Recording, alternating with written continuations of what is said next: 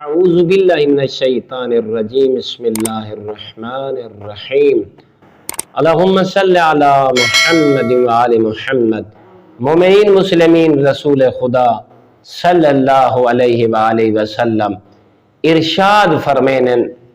کہ تساں بھیڑ بکریاں کو پلیندے ہو تو آکو چاہیے جیڑی جگہ تے تساں بھیڑ اور بکریاں کو رکھ دے ہو اون جگہ کو خوب صاف ستھرا رکھا کرو مولا فرمینن، اور فرمینن رات کو اے بھیڑ بکریاں جڑے اپنے نک دے وچوں رطوبت کو خارج کرینن انہاں کو ضرور صبح سویرے یا بعد دے وچ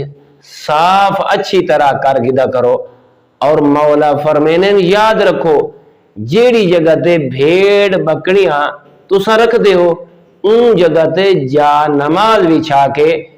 نماز اللہ دی ادا کیتی کرو، کیونکہ اے بھیڑ بکریاں بہشتی جانور ہیں،